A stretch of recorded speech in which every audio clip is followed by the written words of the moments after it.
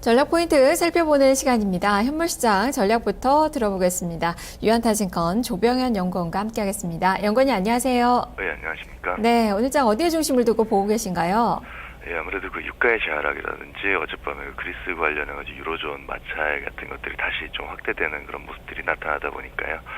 글로벌 금융시장 전반적으로도 불안감이 커지는 것 같습니다. 이것들이 국내 증시에도 지금 영향을 미치고 있는 걸로 이렇게 판단을 하고 있습니다. 네, 유가도 좀 반등하나 싶었는데 다시 또 내려앉고 있는 그 상황이고 그리스도 지금 어느 정도 합의의 진전을 좀 이뤄나가고 있는 것 같긴 한데 그래도 불확실성 요인으로 좀 작용을 하고 있고 여러 가지 요인들이 좀 시장에 우호적인 그런 요인들을 좀 찾아보기가 어려운 것 같은데요. 그렇다면 계속적으로 우리 시장은 보수적으로 좀 봐야 되는 건가요?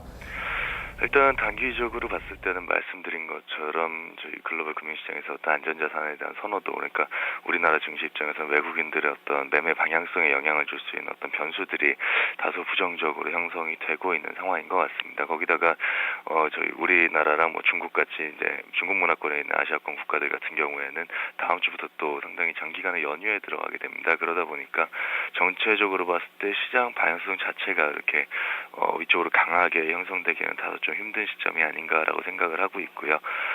일단은 조금은 관망하는 흐름을 좀 보는 게 맞지 않을까라는 생각을 하고 있습니다. 여기다가 말씀드린 것처럼 유가 같은 경우도 좀 진정이 되는가 싶었는데 이것들이 또 다시 하락 쪽에 대한 변동성 우려가 또 형성이 되고 있고 그리스 관련된 이슈들은 종국에는 해결이 될 수 있겠다, 합의점을 찾을 거라고 생각은 하지만은 지금 당장으로는 조금 그 리스크 자체가 좀 확대되는 그런 형태로 진행이 되고 있다는 점을 좀 염두에 두실 필요가 있을 것 같고요. 그러다 보니까 지금 국내 지수에서 나타나는 현상 자체가 거래소에 대한 관심보다는 여전히 코스닥 쪽에 대한 관심들이 조금 더 강하게 형성되는 이런 형태로 진행이 되고 있는데, 다만 지금 코스닥 부분에 대해서는 약간 과열의 조짐들이 분명히 있다라는 점은 좀 염두에 두고 바라보실 필요가 있다라고 생각을 하고 있습니다. 네, 오늘도 만기일이기 때문에 또 수급적인 부담도 클 것으로 좀 보여지는데 만기 영향은 좀 어떻게 좀 봐야 될까요?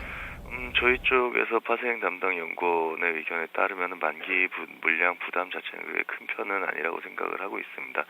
오히려 뭐 만기 자체보다는 뭐 다음 주에 금통이라든지 아니면 대외 이슈들 이런 부분들에 대한 어떤 불안 심리가 조금 더 크게 작용을 하고 있지 않나 이렇게 생각을 하고 있습니다.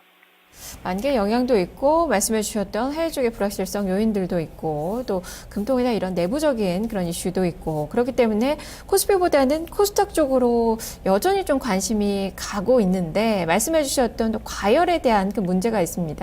전략을 코스닥으로 좀 세우기도 좀 어려운 건가요? 예, 저는 그래서 지금 관심을 가지고 있는 게 그 대형주, 중대형주 중에서 약간 모멘텀이 있는 쪽을 조금 더 집중을 해보자라는 생각을 가지고 있습니다. 사실 뭐 코스닥이 지금 당장 뭐 꺾인다라는 말씀을 드리기는 좀 부담스러운 상황입니다만은 사실 지금 얼마 전에 뭐 뉴스에서도 많이 나왔었지만은 지금 코스닥의 시가총액이 지금 코스피에 비해서 한 13.5% 정도, 14%가 채 안 됩니다. 그런데 지금 신용 융자 잔고 추이가 코스닥 시장의 코스피 시장 규모를 넘어섰습니다. 아무래도 시장의 건전성이랑 약간 배치되는 개념이다 보니까 좀 부담이 생길 수 있는 그런 상황이라고 보고 있고요. 시가총액 비중 자체도 이미 좀 과열권에 좀 그 기존의 경험적으로 봤을 때 경험적인 어떤 상단 수준을 좀 넘어가고 있는 상황이라서 분명히 과열에 대한 부담은 분명히 존재한다라고 생각을 하고 있습니다. 그래서 말씀드렸던 것처럼 모멘텀이 좀 존재하는 그 대형주 컨셉을 좀 가져갈 필요가 있지 않나라고 생각을 하고 있고요. 그래서 관심을 가지고 있는 게 배당 성장주들에 대한 관심입니다. 아무래도 2월 달에 기업소득 관리세제 그 시행 규칙이 아무래도 세부적으로 결정이 돼서 발표가 될 예정이고요. 거기다 3월 달에는 주주총회 주총 시즌을 앞두고 있기 때문에 배당 확대, 최근에 뭐 연기금을 동원한 어떤 배당 확대 압력을 가하겠다 뭐 이런 부분들도 이렇게 알려지고 있는 상태이기 때문에 배당이 확대된다는 것들에 대한 관심이 이렇게 형성이 될 수 있는 상황인 것 같습니다.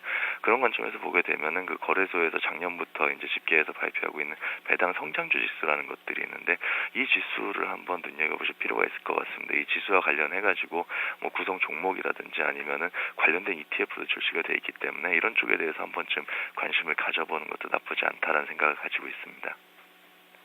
말씀 잘 들었습니다.